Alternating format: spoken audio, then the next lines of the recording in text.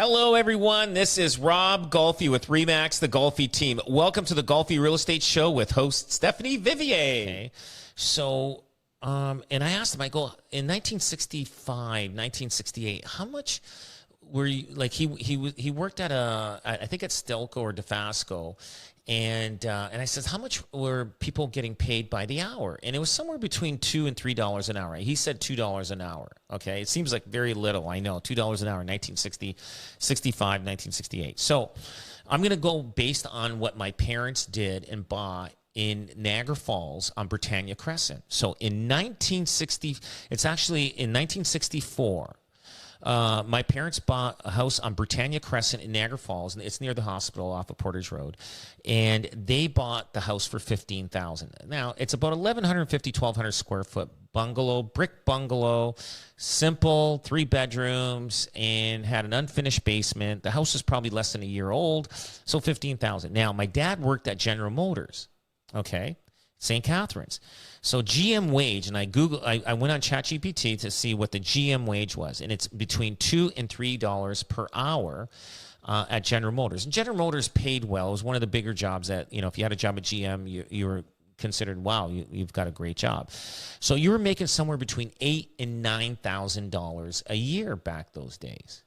Okay, so now $9,000, right? Oh my goodness! I know. Enough to buy a house and feed a family. My goodness. No kidding. So let's say an average house, 3-bedroom bungalow with a full basement, sold for $15,000. You're making between $8,000 and $9,000 a year gross income. Okay, so basically, if you doubled that, right? If you doubled it, that's what a house. You doubled your gross income. That's what probably the average house price was going for in Niagara Falls.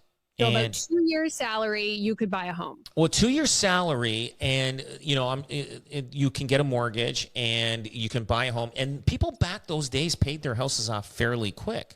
Mm-hmm. Okay, so now you could have like mortgage burning parties. It was like a thing that got everybody over and light a piece of paper on fire. Actually, I don't think I haven't heard about a mortgage burning party where somebody paid their mortgage off. You can't even. It takes forever to pay your mortgage off, and people have to remortgage because they got to pay off debts that they acquired. But now, okay, a house sold on the same street as my parents just last year. Okay, let's say 2024. Now that house sold for about $650,000. My parents' house had a garage and porch. There was a lot of upgrades done to it. So I'm going to say, let's say $680,000. Now the house would be worth, my parents' house, if they sold it today. $680,000.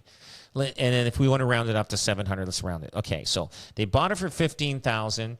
Okay, houses on that street today, Britannia Crescent, are selling between $650,000 and $700,000. Okay, so now a GM worker is earning somewhere between what, $40 and $45 an hour.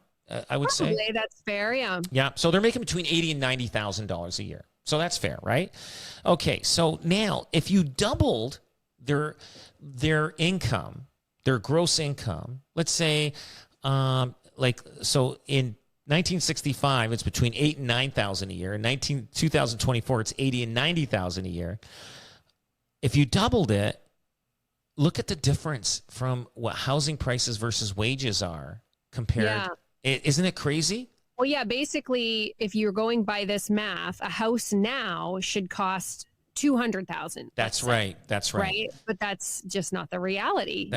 You can't get a house for $200,000. And then conversely, if you said, okay, now I need to make, for that $700,000 house, essentially everyone would be making $350,000 a year. Exactly. So that's now. Now the tail end, the people that bought a house from 2014 even to 2019 or 18, there's a 4-year. That's the tail end of affordability in this country. Between 2014 and 2018 is the tail end of affordability. A lady bought this house in Niagara Falls, a brand new townhouse from Empire Homes for $220,000 in 2014 by herself. She was making about $45,000 a year, right?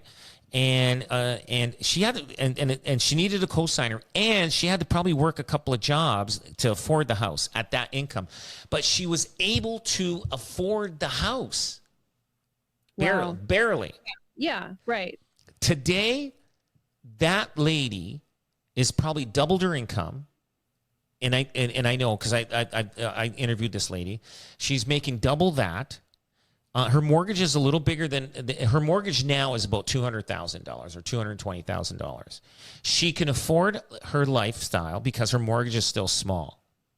But that's it. She was lucky that she bought a house when she did.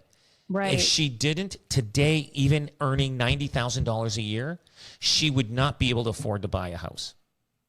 And that's a good salary. You know, like when I was a kid, that was kind of the dream, to make around $100,000 a year. I thought I'd have like a mansion and a moat and my very own dragon with that much money. But yeah, the way you're putting that, the tail end of affordability.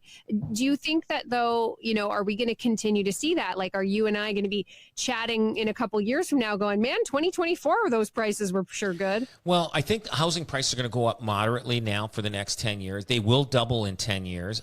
I do know that wages will go up even further. But what's going on with housing is, so if you think about 1965 was only one income, you know, the one partner stayed home, the other partner worked. Okay. It was affordable.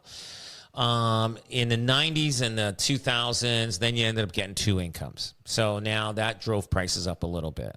And now you've got two incomes plus an apartment in the basement. That's driving income.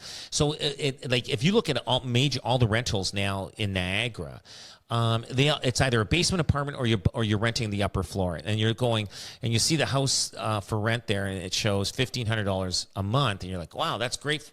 No, that's just the basement apartment. It's not the upper floor. So what's driving is you need additional income to afford a house in this country now. You need a spouse. You need your children to earn income. You need a rental income in your basement.